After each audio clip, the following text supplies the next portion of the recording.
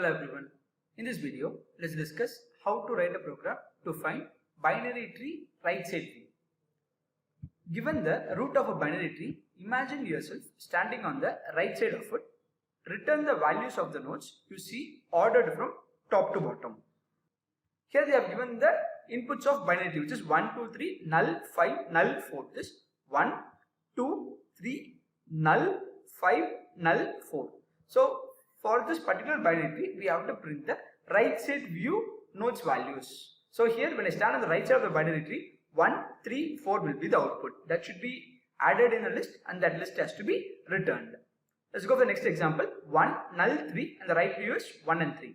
When I go for the third example, if the root is empty, I have to return the empty list. Okay. This question can be solved in two ways. One by using level order traversal, another one by using pre-order traversal through recursion.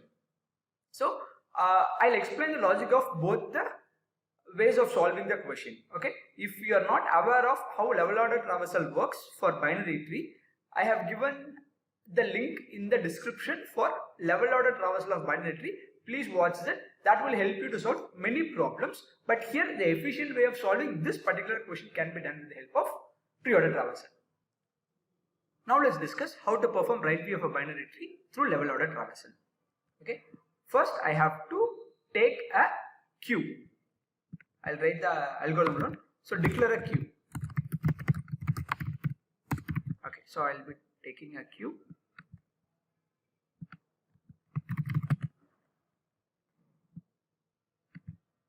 Fine. And then I have to take a list. The reason why we are taking a list is since the right view values alone I will be storing the list and the list will be returned as the output. So I will be taking a list called res. Fine. Now add the root value inside the queue. Add root into the queue. So the root is 100, that will be added inside the queue. Then check whether the queue is not empty. So take a loop and then check whether the queue is not empty. Queue is not empty. If the queue is not empty, what I have to do is first I have to find the size of the queue. The reason why we are finding the size of the queue in the sense, it helps us to know totally how many nodes are present in that particular level. The size of the queue is 1, which means we have only one node in this particular level. And we have to take a loop and I have to iterate for size times. So I'll take a loop. I'll start my iteration with 0. And then I'll give the conditions I less than size I plus plus. The reason why we are iterating for size times in this, we have that many nodes in that particular level. That is why we are iterating for size times. So here condition I have given is I less than size because I am starting my I value with 0. So when I am going inside the loop, first step what I have to do is pop the front element of the queue. Okay. Store it in an object called current. Store it in an object called current, that is 100. Done. So I value we are initializing it to 0 and now the value of I is 0. Done. I have popped the front element of the queue that I have stored in an object called current. So for that I will be taking an object called current, tree node current is equal to queue dot remove. I will remove the front element of the queue. That object I will be storing in an object called current. Now I have to check one condition. The condition which we are checking is if I equal to size minus 1. The reason why we are checking this condition in the sense, if this condition is true, we are in the last node of that particular level. Okay, here I value is 0, size value is 1. 1 minus 1 0. So I value is also 0. Condition is true, which means we are the last node of this particular level. At this point of time, I have to add the nodes value. So current dot val. Current dot val is the nodes value that will be added in the list res. So 1 will be added in the list res. Afterwards, I have to check whether my left child is not equal to null. Yes, left child is not equal to null.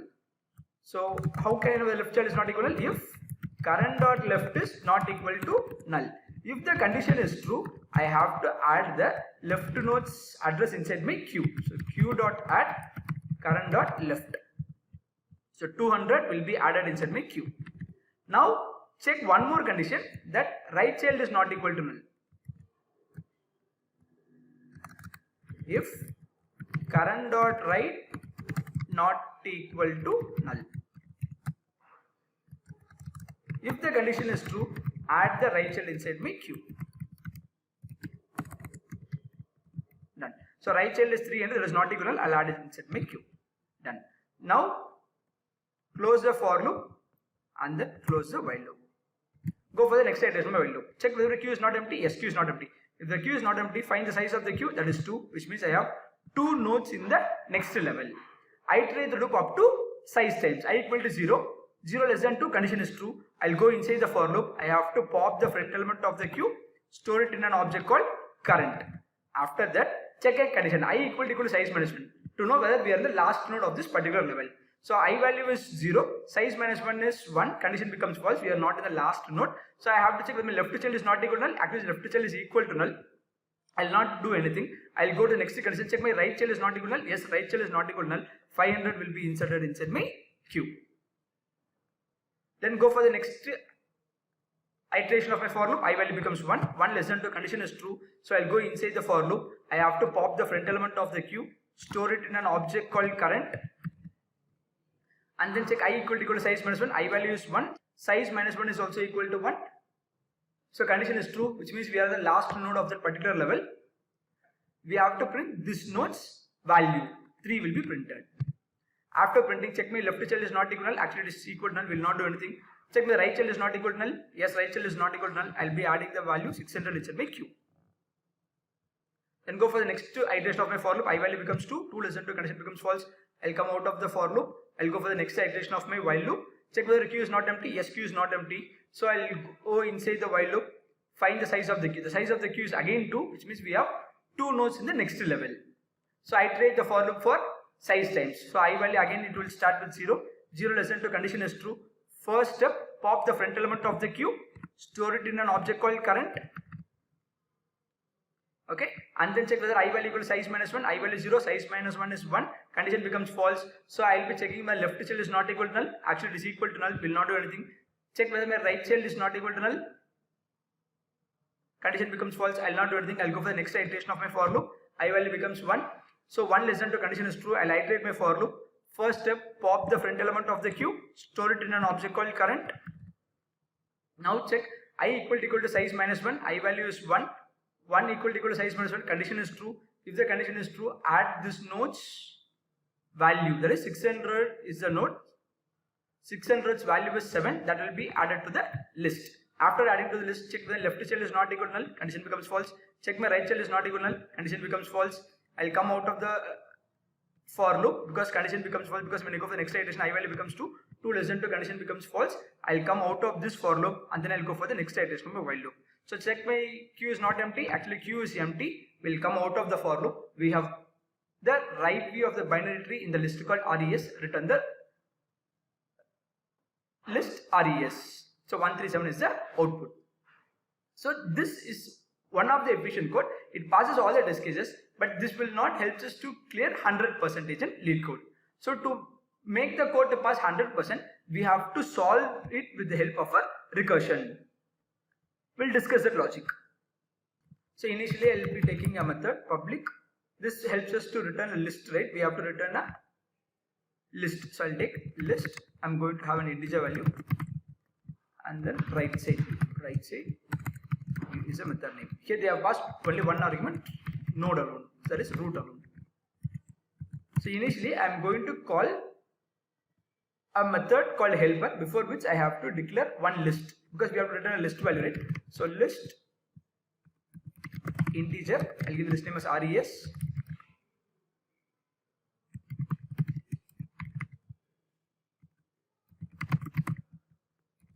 Okay, and then I'm going to call a method called helper, because this can be done with the help of a recursion. So I'll be taking helper root res 0. Then whatever the values I'm storing in the list called res, that has to be returned. So here I have called a method called helper. So let me define that method, public void helper. Here I have passed 3 arguments, which is root, 3 node root, and then list. type integer,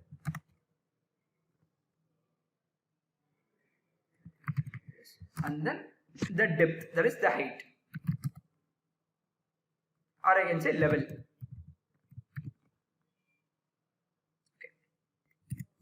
So here when I go for recursion, I have to write the base condition. What is the base condition? If current is equal to null, okay, this I will give it as current instead of root. If the current node is equal to null, what I have to do? I have to return. Okay, we have to go for the pre-order traversal. So when you go for pre-order traversal, first I will go for root, left child and the right child. So here we are printing the right view of a tree. So I will go for the root, then right child, and then I will be going for the left child. Okay, so we have to print the right view of a tree. So if the root is equal, we have to return. In case if the size of the list is equal to that level value, I have to add the nodes value inside my list. res.add current.val. Okay. After this, I have to call the right child because we are printing the right view first.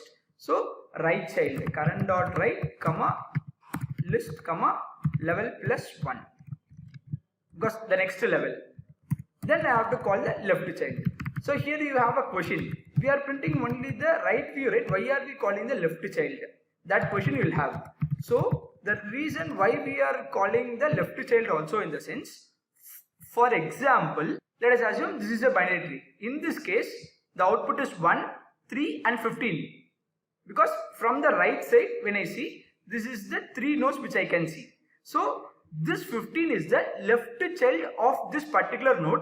In this level I have only one node, that is a left child. That is why we are calling the left child also.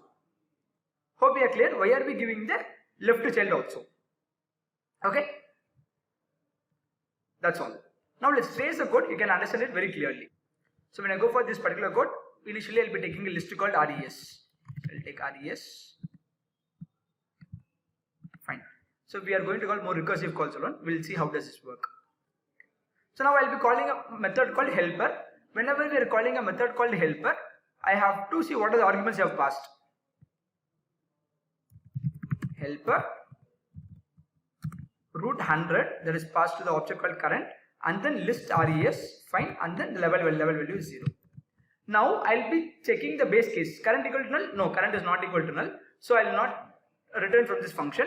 Check whether the size of the list is equal to the level value. Here level value is 0. Size of the list is also 0. So condition is true. If the condition is true, that node's value has to be inserted inside my list.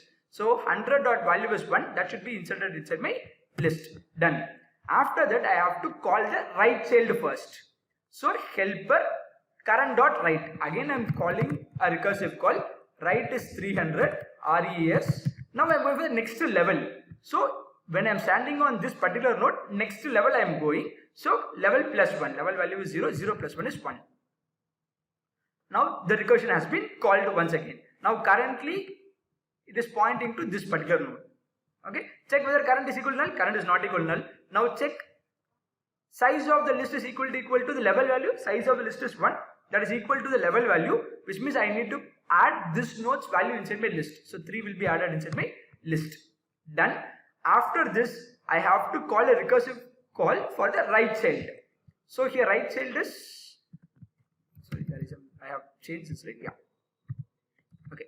So the recursive call for the right child, that is null. So I will be calling a method. Null I will be passing res level plus 1. Okay. So now level value is 2, which is next level. Okay. When I go for this recursive call, when I come for this recursion, current equal to null, yes, current is equal to null because that is the value that I have passed. If the condition is true, I have to return. So it will return back. It will come out of this recursive call and it will currently stay in the function which has the current value as 300. So it will be in this particular function.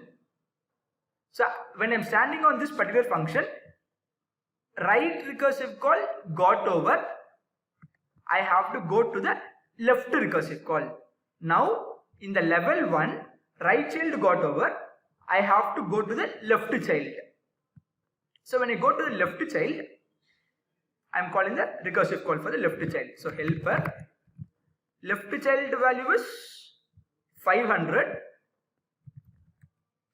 res is the result, and level value. So in this function level value is 1, 1 plus 1 is 2.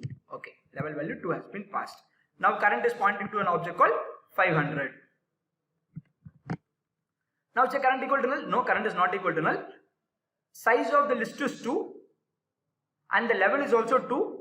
So this is the right view of the binary tree. So this node's value has to be added in the list. 15. Done.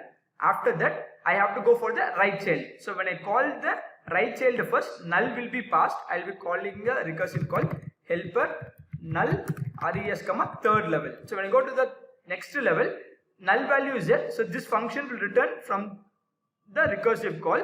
I'll come out of this function. Now currently I'll be standing in this. After this I'll be going for the left child. So in this function right child got over. Now I have to go to left child. Left child value is also null. So it will return from the function. So in this function right child over, left child over, in the previous call I have to go. In the previous call right child also over, left child also over. Now I have to go back to this recursive call. So 500 returned, 300 also returned. Now I am standing on the recursive call with the current node 100. In this right child got over. Done.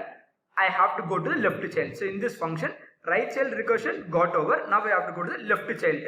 So in the left child current dot left is 200. Okay, I will be calling a recursive call helper 200 comma res comma level plus 1. So in this level is 0, 0 plus 1 is 1. I am going to the next level. Okay, I will go to the node called 200. When I am standing on the node 200, I will be calling the recursive function called right check current is equal to null. No, current is not equal to null. I have to find the size of the queue. Size of the queue is 3.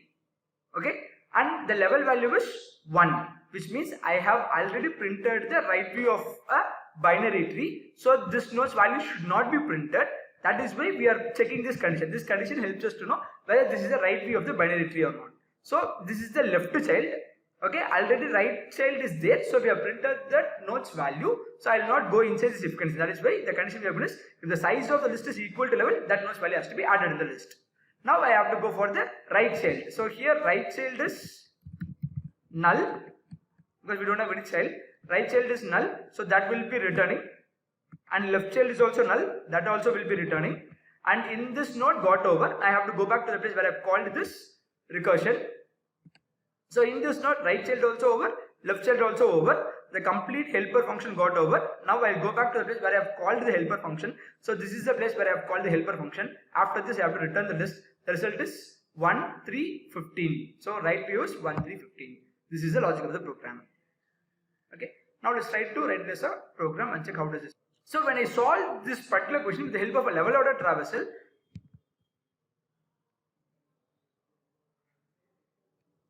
it passes a test case. Let's submit the code. It beats only 72%. It takes 1 millisecond something. Okay. When we are doing this with the help of a recursion using pre-order traversal, it beats 100%. So it passes all the test cases, and the efficiency is higher when compared with level order traversal. So first what I have to do, I have to declare a list. So list, I am going to store an integer. The list name res equal to new. Okay. Now I have to call a method called helper. Here I am going to pass 3 arguments, that is root and the list and the level. So initially I am going with 0th level, and then I have to return the list. Okay.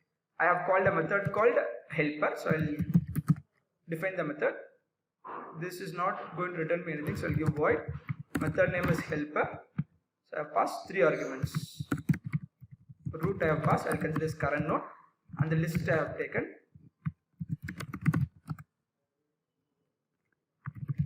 And the level. Okay.